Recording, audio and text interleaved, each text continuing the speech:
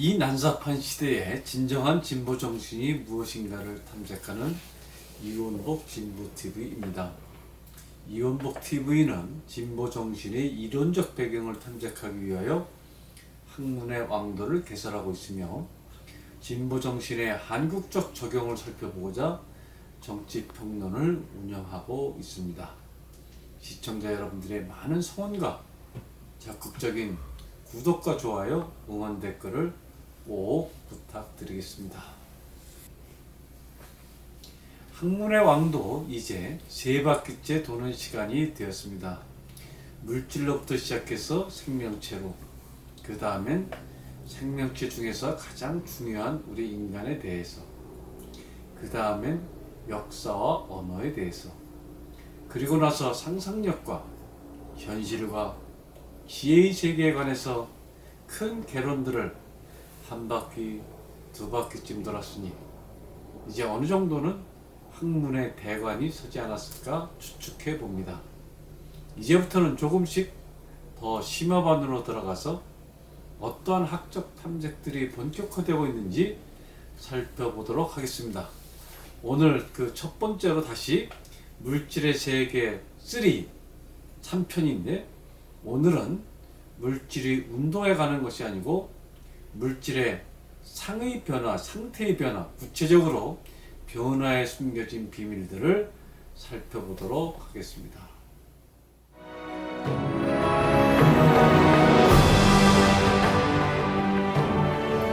화학과 물리학은 형제지간의 학문입니다.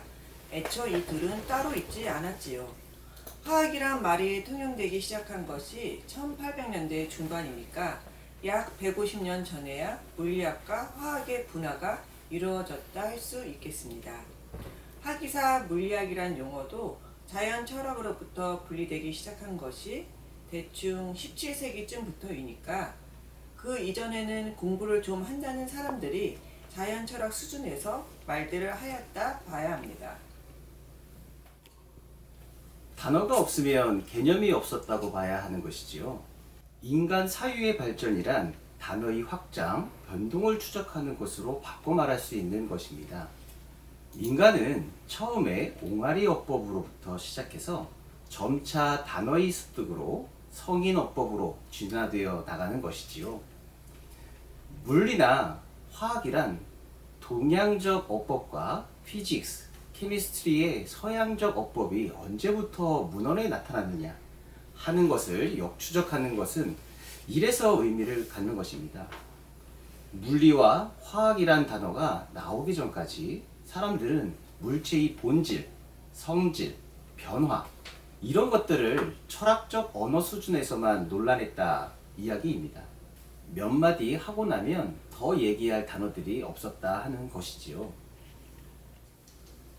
아주 오랜 옛날부터 사람들은 불장난을 하다가 어떤 물질들은 불을 만나 성질이 변하는 것을 보곤 했습니다. 처음엔 대중화가 안 되다가 이상한 물질이 화살촉이나 칼 등으로 쓰여 생활에서나 전쟁에서 크게 유용하다는 것이 알려지면서부터 이상한 물질 찾기 경쟁이 C조 국가단위, 부조 국가단위에서 열풍이 일어나는 것이었지요. 화학의 역사는 초기 질그릇을 만들거나 놋그릇을 만드는 것에서부터 슬슬 시작되어 연금술을 얘기하는 것입니다. 본격적인 무기 생산 기술로 국책 사업화되면서 C조 국가든 부조 국가, 현대 국가든 본격화되는 것이었습니다. 물리라는 단어에 리자가 처음부터 끼어 있어 이 분야는 물질들이 운동하는, 움직이는 어떤 이치를 탐구하는 분야구나 하게 되어 있는데 화학이란 단어는 어떤 물질이 변하는 것에 관한 학문이다 하는 것이니까 이 둘이 비슷하면서도 물리는 운동의 이치에 관한 학문으로 화학은 재료의 상이 어떻게 변하느냐의 물성 연구에 관한 학문으로 특화되는 것이었습니다. 근본적으로는 변화라는 것도 운동이니까 현대에 와서는 이 둘 간의 다시 학제 간 통합, 융합, 통속되는 분야도 당연히 다시 생기게 되는 것이었지요. 물리화학, 생화학, 나노화학, 우주화학 등입니다.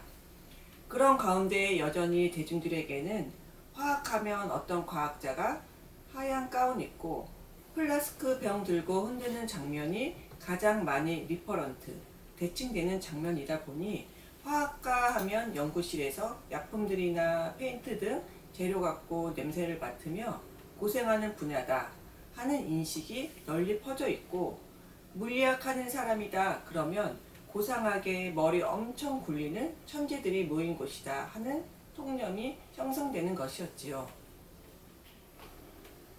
학생 시절에는 전공을 선택할 때 이런 이미지들이 크게 작용하는 것 같습니다. 물리학과 연구실이나 화학과 연구실이 큰 차이가 없는데도 왠지 뭔가 다른 느낌이랄까? 평생 냄새나는 페인트공과 같은 학자가 될 것인가? 밤하늘에 별만 쳐다보는 우아한 학자가 될 것인가로 귀착되는 그런 통념이 있다 하는 이야기입니다. 어쨌든 이런 이미지를 갖고 현대 화학의 창시자로 불리워진 로버트 보일은 근대 과학에서 가장 중요한 것은 엄격한 실험실에서의 검증이다 라고 확신을 갖고 단언하는 것이었죠. 100마디의 말보다 실제로 어떻게 변하는지 직접 보자 하는 것이 보일의 정신이었습니다. 실험실을 중시하는 전통은 이때부터 쓰였다 해야겠습니다.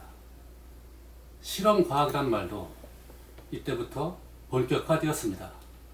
직접 봐야만 믿겠다 하는 의식이 교회를 넘어 시중에 쫙 깔리기 시작하는 것이었겠지요.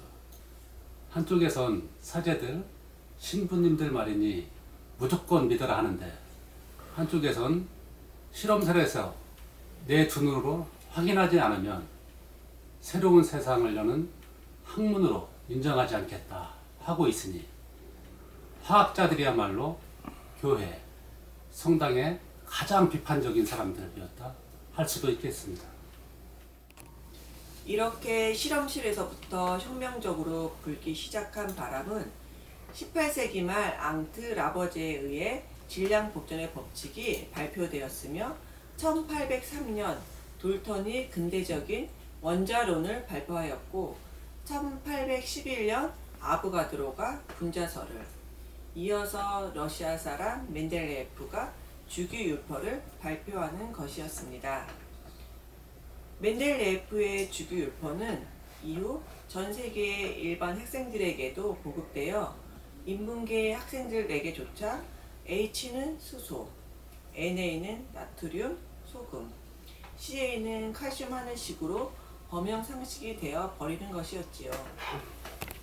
헤라클레이토스가 같은 강물에 발을 두 번 담글 수 없다고 간파한 이래 변화에 대한 탐구는 야금야금 발전하다가 드디어 멘델레예프의 주기율표까지 이르게 되었습니다.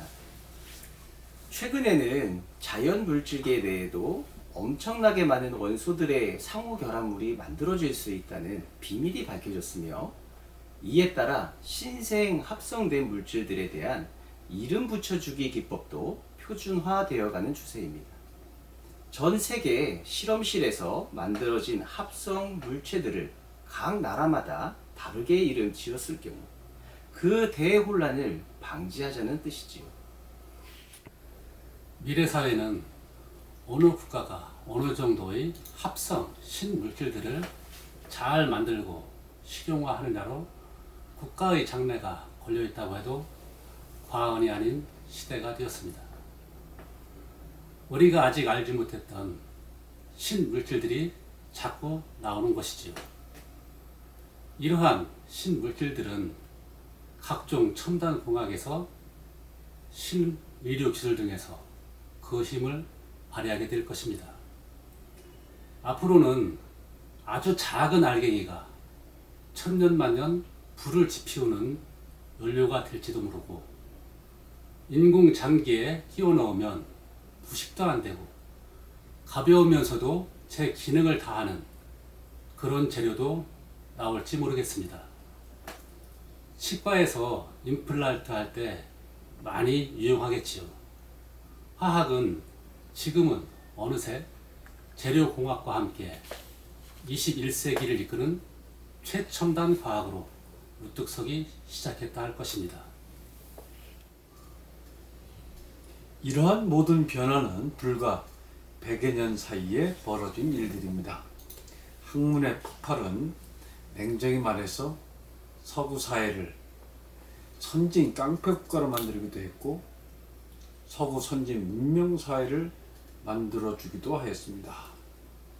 화학에 쓰여지고 있는 용어들 대부분은 한자나 일본어, 한국어 용어는 거의 없고 거의 대부분이 알파벳의 영어 표기법에 따르고 있습니다.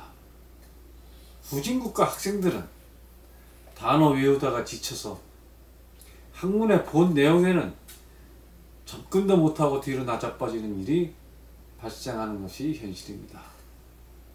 이것이 문명의 힘이고 국력의 힘인 게 현실입니다. 멘델레예프도 약소국 러시아의 현실을 한탄했을 가능성이 많겠습니다. 이런 가운데에도 세계학계에서는 서양적 표준이긴 합니다만은 지금도 세계적 표준에 맞는 이론을 발표하는 제3세계 학자들의 논문을 국적 안 가리고 소개하고 있기는 합니다. 새로운 지식을 선취하는데 국적은 안 가린다 하는 정신은 살아있다는 얘기입니다. 그럼에도 막상 제3세계 학자들이 서구 학자들을 지키고 새로운 이론을 국제 표준 공준화받는 것은 사실은 거의 불가능한 일이다 하는 게 요즘까지 정설이다 하겠습니다. 여러분, 오늘은 여기까지 하겠습니다. 국력이 커져야 어느 분야든 세계를 이끄는 지도자들이 나올 수 있게 될 것입니다. 한국 대학들의 국제 경쟁력이 높아지기를 바라는 이유도 이런 데 있는 것입니다. 먼저 가서 표준을 만들어 버리는 것, 바둑처럼 먼저 선진국이 되어버리는 것, 이런 분야를 키워줘야 한다는 말씀을 드리면서 오늘 방송을 마치도록 하겠습니다. 여러분 좋으셨다면 구독과 좋아요, 응원 댓글 3종 세트 꼭 부탁드리겠습니다. 여러분의 응원이 저희 방송이 명품 방송이 되는데 결정적인 도움을 주실 것입니다. 감사합니다. 그럼 다음 시간에 다시 만나 뵙도록 하겠습니다.